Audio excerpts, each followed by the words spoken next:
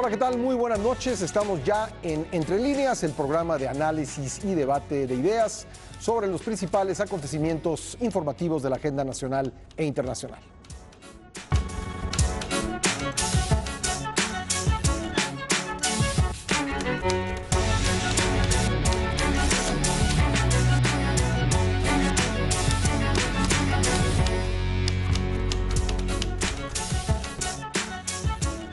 Poco más de un mes de las próximas elecciones en 4 estados del país, las campañas políticas avanzan, pero también crecen las acusaciones, los señalamientos, las filtraciones y las denuncias de todos contra todos. Cualquier escenario ha sido propicio para las descalificaciones, ya sea en los discursos, en los mítines y en las redes sociales. Saludo en la mesa esta noche a Fabiola Guarneros. Fabi, ¿cómo estás? Bien, Pascal, buenas noches. Gerardo Galarza. Pascal, buenas noches a todos. José, buen día. ¿Cómo están? Pascal, buenas noches a todos. Ángel Verdugo. Buenas noches. Ángel, comienzo contigo. Un panorama pues que ya se ha vuelto típico de las campañas en México desde hace algunos años. Cuando uno ve aparecer en la televisión, en las redes sociales, los ataques, las descalificaciones, sabe que pronto va a haber elecciones. Así es una buena señal. Es como ver las nubes negras, humedad, y dice uno, va a llover. Al ver un video, al ver alguna grabación, por supuesto hecha de manera ilegal, dice uno, va a haber elecciones, o al menos empezaron las campañas, ¿no? O sea, creo que es un buen indicador. Yo creo que valdría la pena comenzar por la definición misma. Se usa de una manera, para mí, ligera, campaña negra, campaña sucia, es decir, hay una confusión quizá estimulada por el texto de la ley. Cuando los políticos temerosos de que le sacaran, alguien dice los trapitos al sol, yo diría toda una fábrica de ropa al sol, entonces empezaron por prohibir, como si el hecho de la prohibición impidiere en un determinado momento que las personas, ciudadanos o no, se expresaran. La llegada de las redes sociales o los avances tecnológicos ha hecho que esa supuesta regulación legal no sirva absolutamente para nada. En esas condiciones, pues, valdría la pena hacer una separación muy gruesa, vamos a decir. Uno sería la campaña negativa. Las campañas negativas lo que buscan es señalar las limitaciones, defectos, errores, de posiciones incluso verdaderas que han tenido los adversarios, pero sin caer en la mentira o en los fake news o en los hechos alternativas o la difamación, la calumnia. Simplemente tiene por objeto una campaña negativa, que es uno de los elementos fundamentales en la democracia moderna. Claro, tú en tu puesto te desempeñaste así hiciste esto. Y está en el diario de debates tu manifestación, o en la votación tal de tal día, dice que tú votaste a favor. Entonces, ¿por qué has cambiado 180 grados? Eso es una cosa. La otra es el origen. En un determinado momento usted trabajó para esta persona que después fue procesado por esto. O sea, hechos. Pero es campaña negativa, así se suele calificar. Eso en las democracias no solo es permitido, sino casi en todas partes es bien visto por el ciudadano. ¿Por qué? Porque estos elementos que muchas veces se ignoran contribuyen, al darse a conocer con hechos, a juzgar la solvencia intelectual, vamos a decir, su experiencia profesional y su desempeño del adversario. Por supuesto que la persona que hace esos señalamientos está consciente del riesgo que corre de que a él también le sacarán algún fémur o alguna tibia o un peroné que tenga, o un cadáver en un cajón, en algún cajón, ¿verdad? Entonces, pero eso es permitido e incluso positivo en términos, pues, de la democracia y esa confrontación de ideas. En Francia acaba de pasar con el candidato Fillon, que de hecho eso lo sacó de la carrera, ¿no? Sin embargo, señalas muy bien el candidato, pero aún así obtuvo el 20% de la votación. Así es. Que luego en algún otro espacio comentaremos eso. Pero luego vienen las campañas negras, campañas sucias, campañas medio sucias, lo que sea. Así es, de lodo, de excremento, lo que sea. y de donde entran grabaciones ilegales, filmaciones de la misma calidad en términos de legalidad o no. Y ahí sí se recurre a la calumnia, a la difamación, a la manipulación de imágenes, o la de vida voces, privada. la vida privada. Sí. Entonces, esas son las que evidentemente, lejos de contribuir a un ambiente positivo de competencia democrática, empañan la democracia, molestan al ciudadano cuando se trata de alguien que se arroga la moral republicana y con índice flamígero señala al adversario cuando él batalla para esconderse la cola que trae tan grande. Entonces, yo creo que esa primera definición nos podría ayudar, salvo que tengan ustedes alguna otra mejor que las que he dado, para entender a qué nivel hemos llegado. Quisiera nada más agregar lo siguiente para terminar. Han sido muy famosos estos dos videos de la señora Cadena hoy.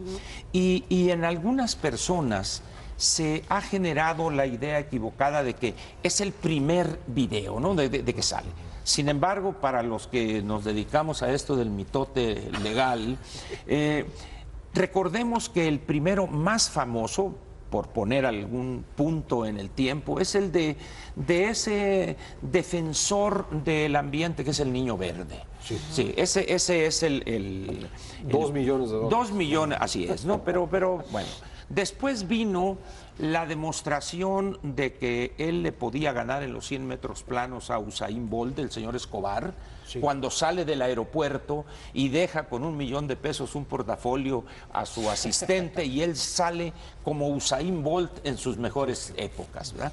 Y de ahí han venido unas series, pero lo que quiero decir es que lo que estamos viendo ahorita no es nuevo. Valdría la pena que hiciéramos un poco de historia para entender que en las elecciones o previo a las elecciones o durante las campañas o precampañas, esta práctica de las campañas negras, sucias, de lodo o lo que fuere, es prácticamente ya parte del paisaje en la política mexicana. Gracias, Ángel. Fabiola Guarneros.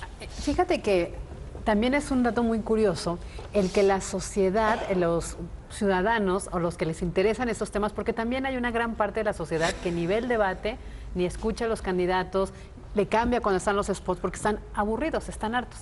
Pero la parte que los ve, la respuesta, como lo vimos en el debate de apenas del Estado de México, en redes sociales, lo más pronto, lo que se puede medir o palpar por la sociedad es qué aburrido debate, ¿no? Qué flojera, qué tibieza.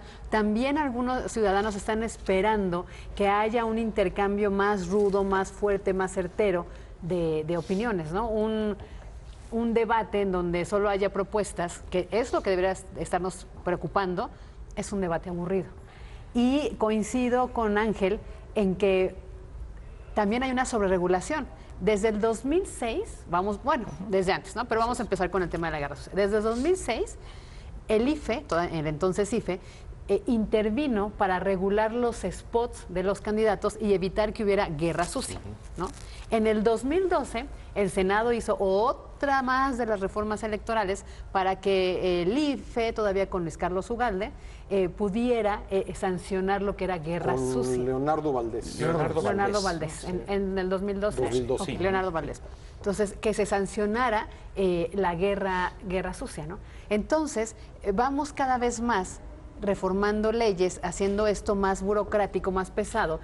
Se han bajado spots últimamente, se han bajado spots de candidatos cuando se señalan, no tienes que meterte con la vida privada, no tienes que meterte con lo que hay atrás, y ya no te da un margen de maniobra, y sin embargo continúa esta guerra que es a través de videos donde hay corrupción. Entonces, la corrupción o la deshonestidad de los candidatos se está volviendo las armas para debatir, en lugar de, como dice Ángel, o como lo has puesto tú en la columna, ¿por qué no hacemos un checklist de los logros, de los avances, de las fallas, de lo que están haciendo los que ahora son candidatos y que ya tuvieron funciones de gobierno o funciones de representación popular, ¿no? Entonces, es como una doble, para quedar claro, es como un doble asunto. Primero, nadie hace un checklist para sus propios contrincantes para ver en qué fallaste, qué hiciste. Tú dices que en el empleo tuviste tal, pero las cifras dicen que no. La inseguridad no, porque aunque tú dices que acabaste con la inseguridad, aumentaron los homicidios en tanto por ciento, no lo hacen. Entonces, y la otra, la guerra sucia se basa en los actos de corrupción, que lo hemos dicho mucho aquí, se exhiben pero no se castigan. Pepe, buen día. Pues dice Ángel Verdugo que forma parte, que los escándalos, la guerra sucia, ¿no? El lodazal ya forma parte del paisaje electoral del país y yo creo que todos estamos de acuerdo con eso. A mí, francamente, más allá de que forme parte, esto que estamos viendo, esta especie de reedición de los videoescándalos, me recuerda más bien un capítulo de The Walking Dead que trae a la memoria, digamos, lo que sucedió en 2004. Por supuesto, no son nuevos, los primeros ya los citaba Ángel, los primeros escándalos, de la utilización del escándalo para afectar la reputación, derribar o reducir el capital moral de un candidato, lo vimos en efecto los primeros con los del Niño Verde, pero realmente el primer gran escándalo, el primer gran fuerte fue en 2004, lo recordamos todos, cuando cuando en ese momento Andrés Manuel era uno de los candidatos punteros y se desatan una serie de videograbaciones que se difunden, los vimos en Televisa. Recordamos perfectamente cuando el propio Broso le enseña, ¿no?, a Bejarano un video en el que está recibiendo dinero y quitándole las ligas de parte entregado por Carlos Ahumada. Pero también en ese momento tuvimos otros videoescándalos, recordarán el de Ponce, secretario de Finanzas. Jugando En Las Vegas. Carlos Simas. Entonces, Carlos Simas, Ramón Sosamontes. Es otro de los que entró al Walking Dead después de los videoescándalos de 2004. En Veracruz también le sacaron muchas grabaciones a Fidel Herrera en su entonces, cuando fue para gobernador. O sea, lo que tú dices es que una vez que aparecen es como si los hubiera mordido un zombie y ya lo que sigue para ellos es caminar sin rumbo en la política. Sí, o para ponerlo también en términos de Ángel, digamos que el paisaje electoral mexicano empieza a ser poblado por zombies, que todavía me parecen peor. Y sí uso ese símil porque lo que quiero destacar es que en efecto después de los videoescándalos, una de las aparentes consecuencias que tuvieron fue la reforma político-electoral de 2007-2008, que dio por resultado, digamos, la generación de lo que el IFE en ese momento se vanaglorió en llamar la construcción de un nuevo modelo de comunicación política que incluía, además de la administración central de los tiempos oficiales en radio y televisión por parte del IFE, un detallado catálogo de prohibiciones para impedir las campañas negras. Y también las campañas adelantadas. Exacto. Sin embargo, lo que estamos viendo es, como ocurre en otros ámbitos de la vida pública de este país, es que esta clase de consecuencias que se tratan de reflejar en una reforma legal acaban siendo en buena medida una simulación, porque los muertos que transitaron en el 2004 siguen más vivos que nunca hoy, como podemos ver en la reedición de los videoescándalos. Y no los que aparecen en la pantalla, digamos, los que aparecen en los videos, esos sí quedan, por retomar tu figura, quedan vivos, pero ya políticamente muertos, ¿no? Claro, digamos que los actores materiales, quieres decir. El propio Niño Verde. El actor material. El actor material, sí. Sí. Sin Pero embargo, la práctica, dices tú, ¿no? Así es. No solamente la práctica, sino el destinatario del golpe. No, en el este destinatario caso, puede seguir vivo. Claro, el destinatario de 2004 mientras no aparezca en el video. Claro, era López Obrador, como ahora nuevamente sigue siendo el protagonista. Y aquí mi primera consideración es, bueno, esta falta de consecuencias del escándalo, que muchas veces se trata de asuntos ilegales, hay que decirlo con toda claridad. Sí. Lo que vimos en el video de la todos los videos de la que hemos visto, todos los videos que hemos visto. Y sí, se trata de asuntos ilegales, perseguibles penalmente. Sin embargo, no solamente no tienen consecuencias por ahí, sino además tampoco generan, como algunas gentes pueden pensar, bueno, los escándalos pueden ser una ventana para que nos asomemos a los usos y abusos del poder y en ese sentido reformar leyes o instituciones como se intentó con el IFE. Sin embargo, si eso no sucede, creo que a lo que acudimos y lo que dejan es una especie de simplemente una trivialización de los manejos de uso y abuso del poder en relación con la corrupción. Gerardo Galarza. Híjole, pues mira, yo creo que el asunto, y ya lo plantearon los tres completamente poco, me voy a retomar un poco lo que dice fue la sobreregulación. Esto que el Estado mexicano, que somos todos, intentamos regular siempre en una democracia que debe ser muy abierta. En el caso de los escándalos no hemos llegado todavía al moralismo ni a la moralina estadounidense. Ahí tú viviste mucho tiempo en Estados Unidos periodísticamente hablando, como corresponsal, y bueno, cualquier escandalito de una infidelidad conyugal o de una reunión de una persona que no era la pareja institucional de un candidato a la presidencia de la República, o precandidato a la presidencia Gary de la Hart, por ejemplo. Gary Hart se acababa. Gary Hart, que se creyó que podía ser el siguiente presidente, se acababa. Ahora hemos llegado a eso. sí, ¿te acuerdas de la elección de Colima? Sí, la elección de Colima allí fue, se empezó a tocar con ese asunto. Pero esta sobre regulación, creo que tiene atrás todo esto, un asunto que vamos a regresar al mismo, la corrupción. Ángel planteaba el asunto de la revisión de la actividad del candidato en la función pública. Pero la función pública está llena de corrupción. Me voy a salir de los videos para no caer en hacer el juego a la ilegalidad. No porque diga yo que si simplemente como dices son ilegales. Hay que recordar el escándalo de los diputados del PAN con los famosos moches. Hechos en su ejercicio como legisladores, como gestores. Ahí ¿sí? Montana. Como gestores del presupuesto, échale Montana, ¿no? Como gestores del presupuesto. Y eso no es parte de la campaña sucia, eso es parte de un grupo de diputados panistas, sobre todo, perdón que lo diga allí sí, para vergüenza mía, guanajuatenses en su mayoría, que negociaban con los presidentes municipales para conseguirles presupuesto. Y era parte de su actividad pública, ¿sí? Donde también empieza la corrupción. Y entonces, ¿esto es campaña sucia? Cuando se les podría señalar como se les señaló a ellos esas actividades corruptas cuando aspiraron a otros cargos. Es lo que hay un poquito que hay que diferenciar, por eso me interesaba hacer el caso de Estados Unidos, ¿no? El asunto también, retomar lo que dice Fabiola, los debates es parte de la guerra sucia. ¿Por qué? Porque no hay propuestas. Y quizá tengas razón, Fabiola, cuando dice que a los electores no nos interesa las propuestas, o por lo menos no pegan. Hay problemas de educación, hay problemas de ignorancia y hay problemas de todo, pero no es mediáticamente muy atractivo el hecho de que hagas una propuesta, y además una propuesta sin sustento. El último debate en el Estado de México, los 4 principales candidatos, incluyamos al del PRD, el señor del PRD un poquito más discreto en ese sentido, pero los 3 principales es: tú eres corrupto, tú eres más corrupto que yo, tú eres menos o yo soy menos que ustedes y demás. Y sí, como ya lo puso Fabiola, son palabras en el aire. Ninguno de ellos, ojalá cualquiera de esos 3 llegasen al Ministerio Público, a la FEPADE, y decir: la señora Delfina hizo esto, o la señora Josefina hizo esto. Queda ahí se queda en el asunto porque el efecto que se quiere es político, exactamente. Claro, Galarza. Pues yo creo que es un asunto que nos lleva a qué quiere el elector y cómo se lo vamos a hacer. Pero voy a aprovechar para decir lo que decíamos en el corte, con esa ironía que le caracteriza a Ángel. Hablaba de aquella canción de Chamaco Domínguez que cantaba el Pirulí, aquella de miénteme más, que me hace tu maldad feliz. Y entonces es un juego perverso, sí, como bien lo explicaba ahorita que platicábamos, en lo que usted no nos vio.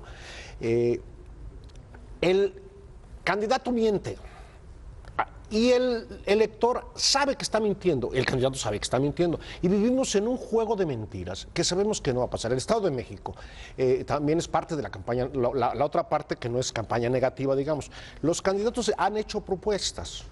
Tú las has tratado en la columna, yo las he tratado en la columna, alguien más lo hemos hecho. ¿Con qué identificamos al candidato del PRI, Alfredo del Mazo? Con el salario rosa. A Josefina Vázquez Mota, candidata del PAN, con 1 millón de empleos. Híjole, 1 millón de empleos sería maravilloso. Y a la señora Delfina de Morena con 40 universidades públicas. Y alguien nos hemos preguntado de dónde va a salir el dinero. Tú sí lo has preguntado. ¿Cómo se va a instrumentar? ¿De dónde van a salir los profesores para estas universidades? 70 bachilleratos, dijo también Josefina Vázquez Mota. Cuando le empiezas a rascar, a reportear, diríamos los periodistas, se cae y hay una, es cascarón. Y entonces por eso tampoco hay propuestas reales. ¿Por qué?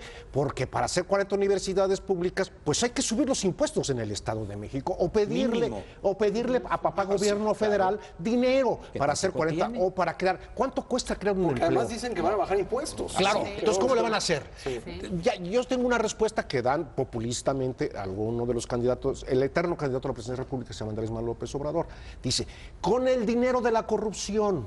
Pues no le va a alcanzar tampoco. Por supuesto. No, por más que se recupere, porque ese dinero, pese a que es dinero que sacan los corruptos, ya está destinado a otras situaciones. El dinero que malversó, por decirlo de manera amable, en Veracruz el señor Javier Duarte, era dinero que estaba destinado a determinados programas, a determinadas obras de infraestructura, además y que no llegaron. O sea, no es un dinero que sobrase. Si vamos a hacer propuestas, entonces el elector, cuando le digamos va a haber más impuestos, ya no va a haber esto, vamos a recortar estos programas, vamos a hacer esto, dice, no, por este no voto. Y entonces viene el lado contrario. ¿Qué tienen que proponer los candidatos? Y la guerra sucia, el lodo, como se le quiera llamar, la propaganda negativa, se vuelve el camino más natural para intentar ganar la votación de algunos electores que no han decidido su votación. Bien, yo creo que vale la pena aclarar algo importante que mencionó Gerardo, el caso del exgobernador Javier Duarte de Ochoa. En los tiempos modernos, vamos a decir, quizá en los últimos 15 o 20 años, ya el político que se enriquece como consecuencia de llegar a una alta posición no es por meterle mano al presupuesto. Esto podrá decir, bueno, el caso de Duarte. Creo que el caso de Duarte, y es lo que lo mata, es lo que lo lleva, eso de saquear el erario. ¿Por qué ya es mucho más difícil y más fácilmente detectable saquear el erario? Si nosotros consideramos cualquier entidad, el Estado que gustemos o el mismo gobierno federal, encontramos que un porcentaje que puede ser del 88, 86, 90, 92% de todo el presupuesto es irreductible. Sí. Es decir, ¿por qué? Porque son salarios, sueldos, gastos generales, Deuda. costo financiero, deuda, intereses, costo financiero, aportaciones a las pensiones, etcétera. Bueno, pero el salario ya no es irreductible, lo viste en Texcoco. Bueno, pero son nomás los que pidieron, ¿no? A lo mejor por eso, Así porque es. ya no se puede sacar de un lado. Así es. Sí. Por eso Pero nomás los que pidieron. Sí, Quíteme, por Por favor. favor. Entonces, queda un 7, 8, 10, 12%, que si tú dices, bueno, un Estado que tiene un presupuesto de 100,000 millones de pesos y que le quede el 10%, son 10,000 millones de pesos. Vamos a suponer que se puedan robar entre chico y grande y el contratista y el funcionario de esos 10,000 millones el 15%. Serían 1,500 millones de pesos, ni para los chicles. Los Ni para chicles de ellos, chicles. para ti, para mí sí no se ven. Bueno, al menos para sacar el mes, ¿verdad? Pero ¿de dónde sale el dinero? ¿De dónde sale, como diríamos, el billete grande? Ya lo hemos planteado con Pascal en el programa en Imagen Radio. Digo, todo gobernador tiene un compadre amigo que se hace por buenas o malas artes de 200, 300 hectáreas cercanas a la capital del estado o a la ciudad más importante. Y convence al compadre de que por ahí debe ir el desarrollo, hay que invertir en infraestructura, un parque industrial, una línea de alta tensión y luego a baja tensión, etcétera, de tal manera que una hectárea o un metro cuadrado que compró ese compadre amigo, por decir algo, en 10 pesos, con esa obra de gran visión de desarrollo, ya vale 250 o 300 pesos. El compadre, como es muy agradecido, y eso reproduzcanlo ustedes cientos de veces, y ahí es donde está realmente el dinero grande de la corrupción gubernamental.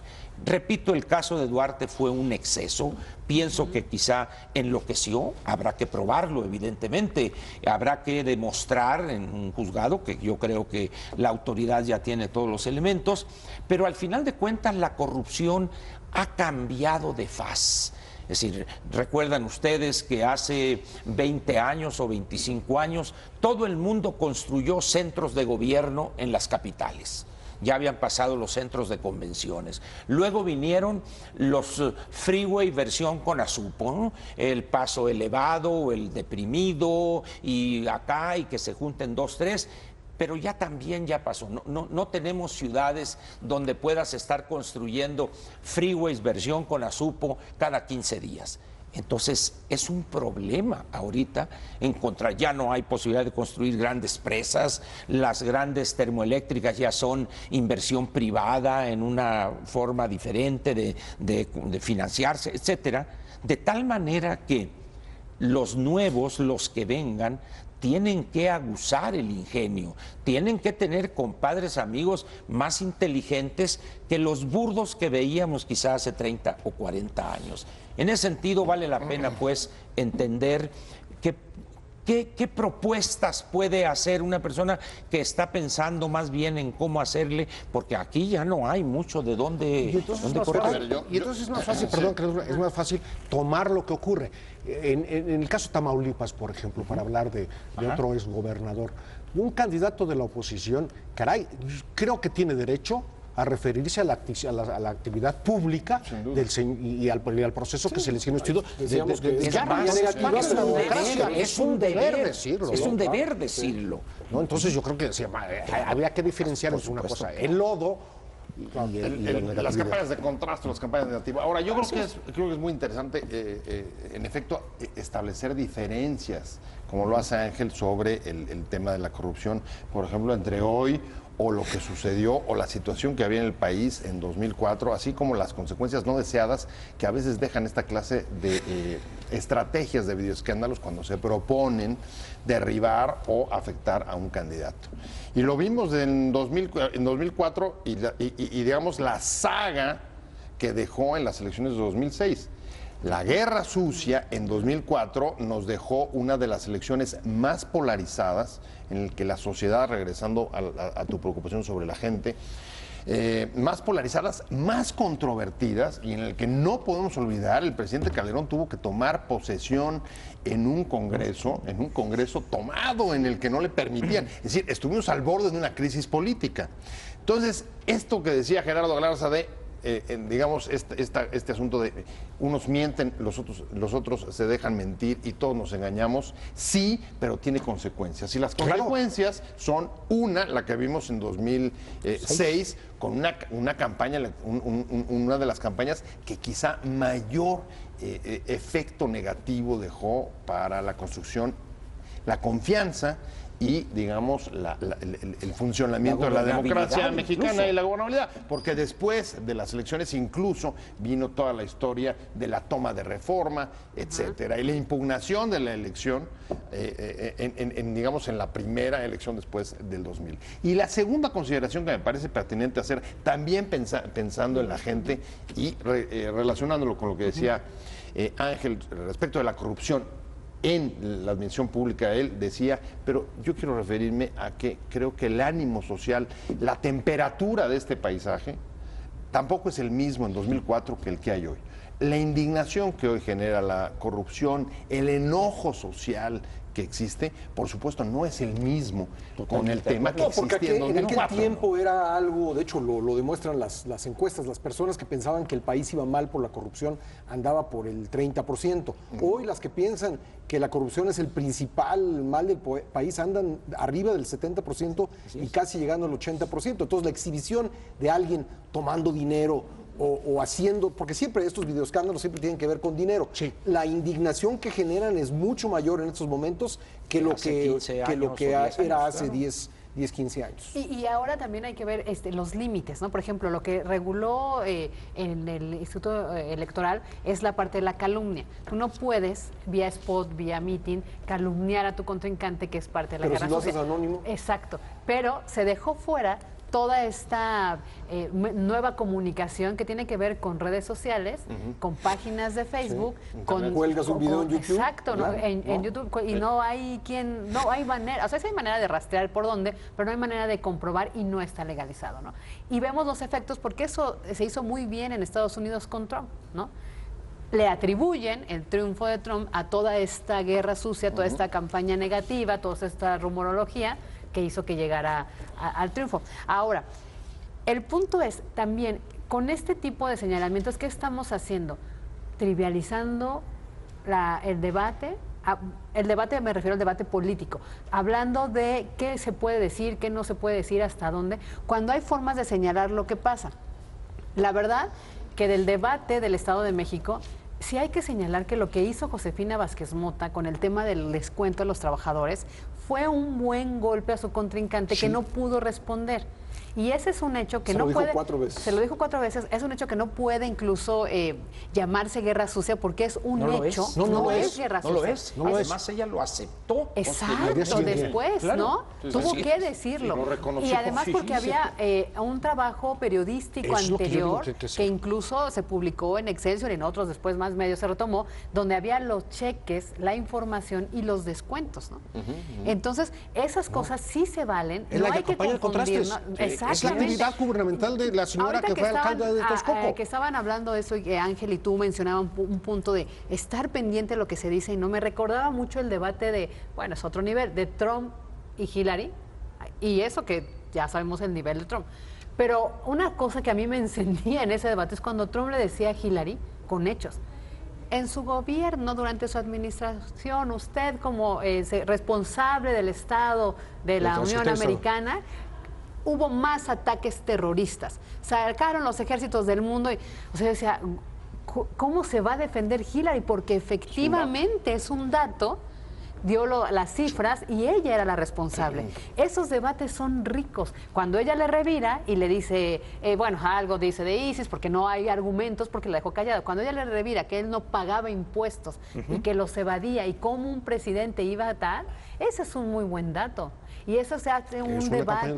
Claro. Es mucho más fácil entre 2 que entre 6. También, claro, porque entonces no son debates, son como escenarios montados para que cada quien hable sin mostrar realmente Bueno, lo la que hay compañera de esencia, candidatura independiente se pasó todo el debate diciendo voten por mí, voten por mí. Voten independientes, ya leyendo, ¿no? Y mal, además. Leyéndolo, el que sí. Delfina Gómez no haya contestado puede ser una estrategia También. deliberada o puede ser que simplemente sucede en este tipo de debates Se quedó pasmada. que simplemente siguen su guión Sí, claro, también. y no les importa lo que dicen los demás, ¿no? Vaya, ni siquiera lo El escuchan. problema es que al otro día, ante la evidencia abrumadora y el ridículo hecho, porque como Sí. dice Fabiola, está el documento, está el cheque, dice, bueno, sí, pero tantito, no, nada más. Y luego todavía fue voluntario, los que dice firmaron, algo, ¿no? es que ellos lo pidieron, dice uno, ¿sabe qué? Mire, mejor ya no hable. Claro. O sea, ya mejor ahí muere. Ahora, aquí yo tendría una pregunta para quizá terminar este bloque, no sé, es ¿qué hacer? ¿Cómo enfrentar ese problema? Es decir, todo lo que hemos hecho aquí cae en la parte del diagnóstico, por así decirlo, pero Yo diría que con la mayor libertad posible, Bueno. porque hemos visto que poner tantas restricciones acaba siendo Mira. ridículo. Pienso que pone es un falso corset que está muy encajona las agujerado, está muy propuestas agujerado. y deja salir mira, toda la inmundicia. ¿no? ¿Cuál es el problema? Y ahí entra la parte de complicidad del Poder Legislativo. Cuando se autoriza en la normatividad reservar la información. O sea, yo entiendo, lo acepto de buen grado, que las Fuerzas Armadas puedan reservar o deban reservar Algunas cierta información de en cuanto al seguridad número de nacional. efectivos, tipo de armamento, instalaciones estratégicas, Investigaciones. capacidad de investigación. Eso yo lo entiendo. Lo hacen todos los países y tiene que ver directamente con la seguridad nacional. Ahí no hay duda. Pero cuando el gobierno de la Ciudad de México reserva hasta el 2023 la compra de 6,200 patrullas, bueno, serán... Los segundos pisos que ya se van a acabar, ya se están Y acabando. los segundos pisos, dice uno, ¿serán instalaciones estratégicas para lanzar cohetes ahí? Es evidente que hay un afán desde quien propuso la iniciativa, quien promovió su aprobación en la Cámara respectiva y su incorporación en la legislación, es evidente que es una motivación de tipo corrupción. A ver, ahí hay dos. Lo primero, esto está demostrando una vez más que la sobreregulación de la propaganda política no funciona porque no consigue los objetivos Totalmente ni de de elevar acuerdo. la calidad del debate, que era la justificación para hacerla, ni impedir las conductas que afectaran, digamos, el clima de la competencia electoral, porque quienes generan esos mensajes son los propios partidos que votaron esas leyes. Segunda, Si hay denuncias sobre actos ilícitos, tiene que haber presión social y de los propios medios para reclamar que haya consecuencias legales cuando se presenta una denuncia como las que vimos, y no puede quedar solamente como el golpe mediático. El golpe, ya sabemos que eso es lo que buscan, pero la sociedad tiene que reclamar. Si hay actitudes que transgreden la ley, hay que... Bueno, los dos casos recientes, ¿no? El caso de Texcoco y el caso de las Chuapas, pues si no terminan en una investigación, pues creo que se estará haciendo un daño aún mayor, porque pues sale muy barato, ¿no? Hacer este tipo de escándalos. Tenemos que hacer una... Regresamos a Entre Líneas. Pepe, buen día. Antes de la pausa decías que normalmente estos escándalos, cuando tratan sobre hechos presuntamente delictivos, no terminan en denuncia, o si terminan en denuncia, no terminan en castigo y acaban siendo simplemente un fenómeno mediático. Sí, el tema del escándalo sin consecuencias, que es lo que trivializa la corrupción. Y en efecto, pues una de las cosas, respondiendo a lo que planteaba Ángel, de qué hacer frente a la guerra sucia, bueno, pues ahí donde haya denuncias de delitos, pues tendríamos que perseguirlas. Esa sería como una cosa elemental, pero yo creo que había que agregar un tercer aspecto en el que la supervisión y la vigilancia social tendría que estar muy, muy atenta también, y es que en la persecución de esta clase de delitos tampoco debemos aceptar que haya, digamos, un uso político discrecional de la impartición de justicia. Es decir, hay denuncias, hay hechos que dan lugar a una denuncia y a una acción pronta de la justicia. En el caso, por ejemplo, de Eva Cadena, ya hay una denuncia, ya hay el compromiso de la Fiscalía de investigar. Pero porque es de oficio, porque... ¿no? Es de oficio, por supuesto, pero hay muchos otros delitos de oficio que no se están persiguiendo. El ser candidato te da una especie de fuero, por lo menos durante la campaña. Es decir, si la autoridad dice quién va a investigar, por ejemplo, a cualquiera de los 3 candidatos del Estado de México, porque acuérdate que a Josefina también se le acusa del asunto del desvío de recursos públicos para esta fundación en Estados Unidos. Si en este momento se inicia una investigación sobre cualquiera de ellos, la reacción es todo. Es que como iba de puntera en las encuestas, la quieren frenar, ¿no? Y no, el asunto es que si hubo corrupción, pues hay que castigar la corrupción, vaya de puntera o no vaya de puntera en las encuestas, cualquiera que sea. El problema es que ya este fuero de los señores diputados y legisladores se ha extendido también para los candidatos, ¿sí? En la práctica. En la práctica, no legalmente. Pero mira, es un problema también, perdón, yo quiero meter antes de que este es el último bloque, y entonces algo que creo que para mí es importante. Esto de la guerra sucia, no la guerra sucia, la guerra negra, los escándalos de campaña también es una nueva manera, es, entre comillas, la democratización de la intimidación. Sí, claro. Hay un asunto, porque estás expuesto a que, por un lado, hay que recordar aquella anécdota famosa que aquí en esta mesa todos los conocen, seguramente muchos de nuestros televidentes lo conocen. Las épocas de don Fernando Gutiérrez Barrios en los diferentes puestos que ocupaba. Que llegabas, te recibía don Fernando Gutiérrez Barrios, hay que decir, una persona amabilísima, era una dama, en un trato, yo creo que es una de las 2 o 3 personas más educadas que he conocido en cuestiones de trato, y te recibía en su oficina de director o de secretario de Gobernación, en los diferentes cargos que tenía. Don José, ¿cómo está? ¿Cómo está? Pepe, esto, aquello. Y tenía un sobre, un folder, de estos folders amarillos, Manila, ¿sí? Con tu nombre, para que tú lo leyeras, para que ni siquiera tuvieras que esforzarte en leer al revés, sino tú lo podías leer tranquilamente, que decía José Buendía-Hegevich, lleno de papeles. Era muy probable que eran... En el caso de Pepe Buendía, sí, grueso, bastante grueso. Varios volúmenes. Y es probable que era, pues ya hacer papel para reciclar, ¿no? Pero tú de inmediatamente sabías qué tendrá. Ahora, todos estos señores también políticos, también hay una intimidación. ¿Quién tendrá videos? A ver, sí. Por ejemplo, Veracruz. Vamos a plantear en Veracruz el caso de Eva Cadena. Van 2 videos, ¿sí? ¿Cuántos videos más van a salir de Veracruz en el contexto del Estado de México y posteriormente en la campaña presidencial? Esto también, la campaña negra también ahora es, entre comillas, lo digo, democratización de la intimidación. Antes la intimidación provenía del gobierno. Ahora cualquiera intimida a todo mundo. A ver, es democratización de la intimidación, pero Entre también, comillas. y déjame poner 2 ejemplos sobre el manejo discrecional de los escándalos políticos con Sí, fines electorales. es Y uno parte de de ellos eso. fue el desafuero. Es parte y el de eso. desafuero fue un manejo torpe y desde mi punto de vista equivocado de tratar de afectar a un candidato que lo único que logró fue proyectarlo aún más en la contienda.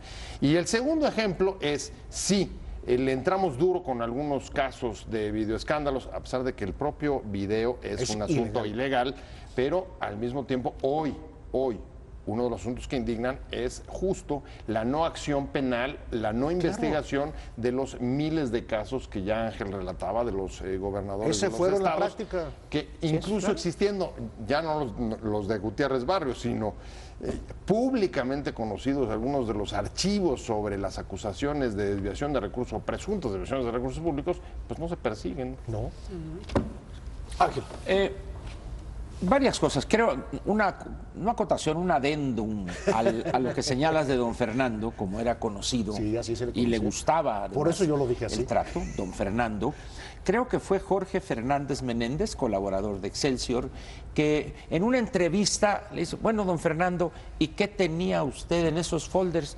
Nada, don Jorge, dice, hojas blancas. ¿Por Eso qué, esa es la por qué intimidación. por qué digo esto? Yo creo que entiendo el sustantivo de la intimidación, pero también debemos hablar de la intimidación de uno mismo. Claro. O sea, ahí es donde está la intimidación real. Chin, ¿qué sabe de mí? ¿Qué sabe de mí? Una de las reglas cuando anda uno sustrayéndose a la acción de la injusticia, diríamos allá por los 60 antes de que fuera yo capturado, hay una regla de oro en esto. Jamás te van a preguntar de lo que no saben. Jamás te van a preguntar de lo que no saben. Entonces, ¿cuál es la intimidación de uno mismo? ¿Qué tendrá? Claro. Sobre mi Porque sabrá de mí? el único que sabe todo de uno es uno mismo. Entonces, en ese sentido, don Fernando era un artista para eso. Te estoy poniendo este folder Para generarte paranoia. Exactamente. Pero muy bien, ahora, cambio bruscamente de tema y digo lo siguiente. Esto que hemos estado hablando nosotros es el pasado reciente y el presente. A mí me preocupa mucho más el futuro. ¿Qué vemos para México con esto que estamos planteando? Y lo pregunto específicamente por esos primovotantes en la elección del 18.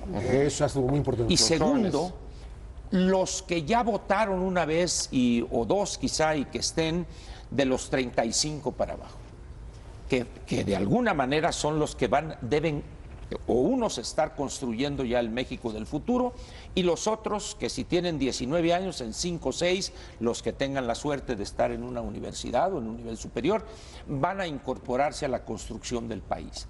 ¿Cuál es la visión que tienen ellos de la corrupción? ¿Qué es lo que piensan ellos? ¿Están imbuidos de un valor moral o ético en el sentido de combatirla? Y termino diciendo lo siguiente. Hace muchos años, que quizá Gerardo recuerde bien alguna caricatura cuando aquella compañía Goodyear Oxo dio unos sobornos en México, entonces hay una cola en el partido aquel al que se le relacionaba con eso, y decía, ¿y usted quiere que se combata o que se combata y acabe la corrupción? Sí, pero después de mí, dicen. Yo quiero, o sea, primero quiero que me toque y una vez que yo apaño lo la revolución apañable, me haga justicia, en ese sí, que se haga, entonces que se aplique eso. Sí, yo comparto esa preocupación porque lo que hemos estado viendo es el manejo electoral de la corrupción. Es decir, todos los escándalos de corrupción de los que nos enteramos y publicamos y se ventila, siempre son en fechas electorales. Sí, no son para combatir la corrupción. No son para combatirla. Se nos olvida, por ejemplo, los tweets entre el exgobernador de Coahuila, Moreira y el expresidente Calderón, por ejemplo, ahorita. Y el video de Moreira. Sí, y el video de Moreira. Sí, Y la nota malintencionada de FEMAT, ¿no? Sí. ¿No? Difundida por la agencia Notimex, ¿no? Que sabemos, ¿no? De dónde. Entonces, se usa siempre en época electoral. Entonces, a mí me preocupa porque ahorita ya los candidatos, que además en cada partido ya tienen sus punteros, ¿no? ya están haciendo la recopilación de los datos, porque hoy estamos en otra época por internet, por vía redes, por vía mensajes, te están mandando mucha información de ciudadanos muy jóvenes que la tienen, que saben buscarlas y que ya cada aspirante de partido está haciendo ese colchoncito de información. Pero, perdón, nomás para precisar, a mí me interesa mucho lo que dijo Ángel, muy importante, y tú lo has planteado en otros programas aquí. Los menores de 35 años, no solamente los primeros votantes, yo agregaría, los menores de 40 años no vivieron el país, que salvo tú, los demás que estamos en esta mesa, vivimos, tú por tu carrera periodística sí, pero no por edad, vivimos y conocemos ese país. Justo. Los menores de 40 años han vivido un México absolutamente diferente. Que no conocen de las luchas, no es que no quiero decir que sean ignorantes, pero que no vivieron desconocen esa parte de la historia. Exacto, y ahí voy, espérenme, para terminar la otra parte. Entonces, además de que se administran los actos de corrupción y no se castigan, solo se administran electoral y políticamente. El otro punto es, lo tocan ustedes y pienso, sí, yo estoy totalmente de acuerdo. No se puede combatir una ilegalidad con otra ilegalidad, o no se puede señalar, porque ni siquiera se hace justicia, con los videos. Pero yo me pregunto. Se quiere, yo creo. Pero, porque no se quiere. Sí. Porque lo peor del caso es que no, solo se utilizan. Sí, claro. Pero mi pregunta es, pero si no existieran y no se difundieran, tampoco se sabría. O sea, es como esa doble. Pero es necesario. Lo importante es que tenga consecuencias. Exacto. Pero es lo que los jóvenes están Cuando viendo. Josefina Vázquez Mota señala a Delfina Con Gómez, documentos. no es que le preocupe el salario de los trabajadores. Claro que de no. esos No en primera instancia. Yo sí. tendría una petición, Fabiola, no para nosotros, sino para los televidentes. Ahorita dijiste la nota de FEMAT que publicó. O sea, nosotros la conocemos. Sí, del ex gobernador de Reynoso Femat. Así es, pues, pero para quienes no están inmersos en eso, pienso que valdría la pena que la aclararas un poquito nada más para el contexto. Justo, aquí de hecho se tuvo un debate y en la madrugada el señor Galarza, que efectivamente lee todo y está viendo todo, y Excelsior la publicó en el sentido que era, decía que en Estados Unidos lo estaban investigando y había un proceso de todo lo que había atrás del exgobernador. Cuando la nota real y la información real decía que no había ninguna investigación, que no había ningún proceso abierto, que había denuncias, que las denuncias están ahí y se investigan, pero no es lo mismo. Claro. Pero fueron notas de 8 y seguimiento de varios periódicos De un 2 hecho días ocurrido después. en 2008 y que tiene que ver con lo que nosotros conocemos con transparencia y que en Estados Unidos se le acta la información, desclasificaron 8 años después. 8 años después. Es Reynoso Femat, Reynoso Femat. Y se presentó aquí como que estaba en algunos Como otros primicia medios, casi.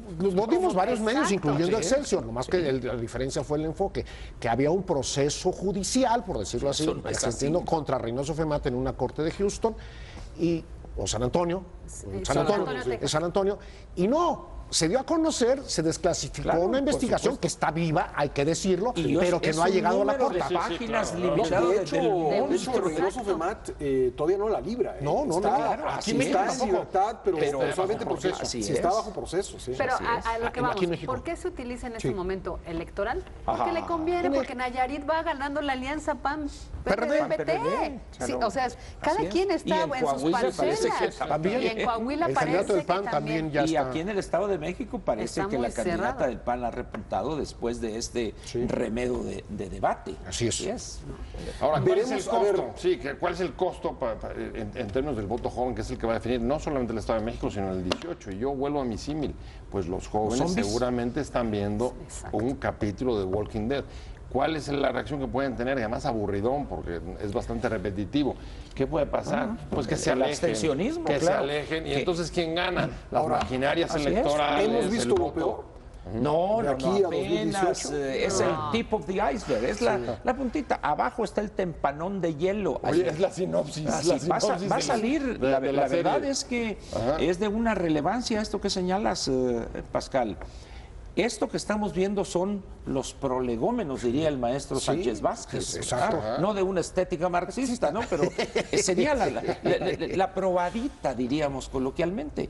Lo que vamos a ver en el 18 no va a tener límites, Claro. porque va a ser una elección donde un candidato sempiterno, el señor López, prácticamente tendrá su última oportunidad y independientemente de qué pensemos del resultado, de tal manera que toda la carne y lo que sea, y las tortillas y todo se tendrá que echar al asador. Él parecía estar lo supuesto. Pero la idea de la normalización del observador no existe. No, la República Amorosa ya no. Ese es mi punto de vista. Ese es tu punto de ¿Y sabes vista. qué es lo peor también?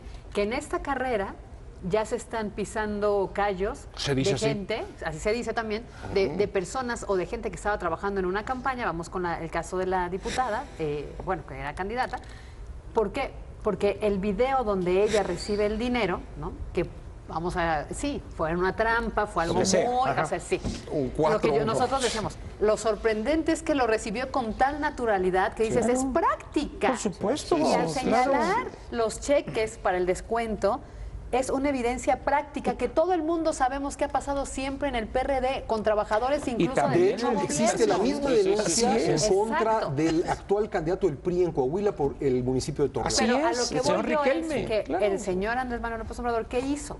Que la castiguen, que la sancionen, la quiten la candidatura, ya está la denuncia, lo sigue que la castiguen. Aquí se hacía con él en el Distrito Federal. Exacto. El punto es que todas estas personas que operaban en favor de esa estrategia, que hoy, justamente porque la corrupción es lo que más importa al ciudadano y porque el dinero, que es lo que más le pega, está haciendo el foco, ¿qué hizo Andrés Manuel? No, castíguenla. El resentimiento del grupo de la candidata con todo su grupo porque la dejó sola en una práctica que es común en las campañas electorales. En los primeros días no, parecía haber cierto simpatía por lo menos. Pero cuando ya es evidente, pero con el segundo video se acabó. Que ahí coincide lo que dice Ángel Verdugo. Te preguntan y te cuestionan de lo que sabes, de lo que tienes aquí en este foldercito. En el caso de Delfina y en el caso de Eva Cadena, pues sabía con qué. O sea, sí había atrás el fundamento para acusarlas de tal manera, ¿no? Entonces, todo eso, al final, va a repercutir porque Andrés Manuel las está alejando, ¿eh? Bueno, Delfina, pero sí en el caso de Eva. Ahora, un elemento que contribuye a lo que señala Pepe de este abstencionismo de los primovotantes, los números de las elecciones, quizá desde el 60 o 70, muestran un alto porcentaje de abstencionismo en los menores, quizá de 25 años, una cosa así. Contribuye, ven como viejos, vamos a decir, a los políticos. Sin embargo, yo creo que en esta elección, si no votan los jóvenes, si no se expresan y no se articula algo posteriormente, los jóvenes que ven el mundo color de rosa, por poner un color que lo ven de rosa, en 20 o 30 años van a estar sufriendo una de las crisis para sus pensiones, para sus servicios de salud incosteables. O sea, nadie va a poder sufragarlos si no empiezan desde ya a involucrarse, a opinar, a militar, a participar, eso que tú llamabas la participación social activa y expresar su voz. La van a pasar muy mal de aquí a 20 años. Eso yo creo que es muy importante. Ahorita recuerdo cuando, ¿se acuerdan el movimiento de los indignados? Cuando los jóvenes, decían en España, cuando los jóvenes salieron a las calles en este momento de indignados, los partidos políticos envejecieron. Así es, claro. Y aquí, eso no les importa, claro. Han salido a la calle. Así es. Pues ha sido todo por hoy. Muchísimas gracias por haber seguido esta transmisión. Gracias a nuestros panelistas. Estaremos de vuelta el próximo domingo. Soy Pascal Beltrán del Río. Esto ha sido Entre Líneas. Muchas gracias.